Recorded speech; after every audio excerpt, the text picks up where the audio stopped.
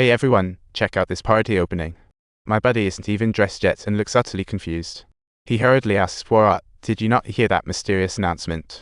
Turns out Jerry's, this stubborn tycoon, insists on microsecond timing for dinner.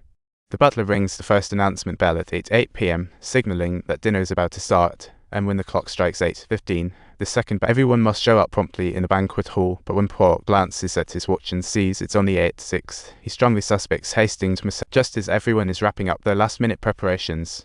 Bam!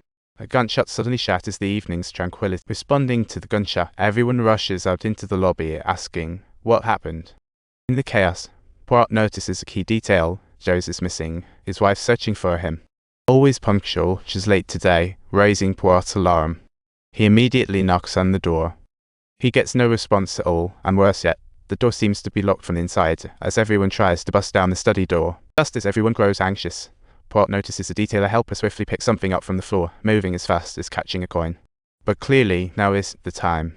With a loud crash, the study door bursts open, shocking everyone.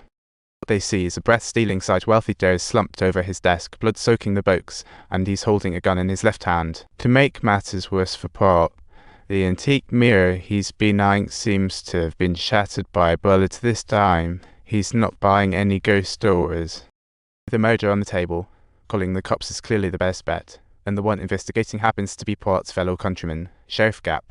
Three old friends hurriedly step into the study, and Sheriff Gap glances around, quickly concluding that Wealthy Jerry's probably took his own. First off, the study is a locked room with the key in Jerry's pocket. All doors, windows are locked from inside, curtains tightly drawn. Whatever way the killer exited, they'd leave obvious traces, and Hastings finds a note with just one word on it: sorry. All signs point to a simple conclusion: Jared ended his life out of some guilt. Yet, in Poirot's sharp eyes, this seemingly reasonable reasoning is riddled with glaring contradictions. First of all, Jared's motive for suicide is puzzling. The wealthy businessman approached Poirot to investigate the architect and the foreign lady's relationship. He wanted to ensure his assets smoothly passed to his direct descendants after death. So why would this future controlling guy leave a brief apology? This clashes with his assertive personality. Secondly, Poirot notices Jared holding the gun with his left hand at the auction. He remembers the businessman used his right hand for the paddle, card, and signature. So the question is, how could a right-handed guy suddenly switch to his left at his last moment? Most baffling for Poirot is that the bullet that pierced Jerry's head and shattered the antique mirror is now completely missing. No bullet holes in the room, gun arm intact, bullets seemed to vanish after smashing the mirror. To uncover the truth, they split. Gap first finds Jerry's wife about the death prediction. Faced with the sheriff's stern questioning, Vander responds cryptically that it was all told to him by Sapphira. This nonsensical answer sends the trained sheriff into a tizzy. He even thinks he's found a suspect. He hurries to the hall to ask Poirot and Christians about this Sapphira, but upon learning that this so-called suspect has been dead for over 3,000 years. Feeling rather embarrassed, Cap immediately prepares to head back to London, believing Jerry's death is clearly a suicide and there's no need to waste police resources on such a farcical act. But Poirot swiftly stops the departing Gap because he just made a significant discovery. Turns out, just as Poirot prepares to interview everyone one by one, he unexpectedly spots his drunken nephew and his secret girlfriend Susan. Previously, on the train to Susan told Poirot she'd never let Joe's ruin her life, but now, with his body still warm, they are celebrating with champagne. Such behavior raises doubts, but the nephew fervently insists, even if he wasn't human, he couldn't do that. Plus, they didn't even pop that champagne.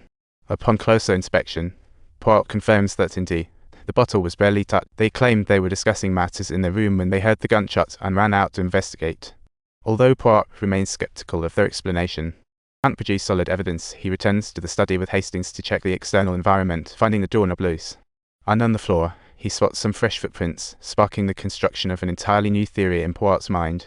Perhaps after killing Jerry's, the killer used the window and loose lock, which could lock itself with a push from outside, creating the illusion of a locked room suicide.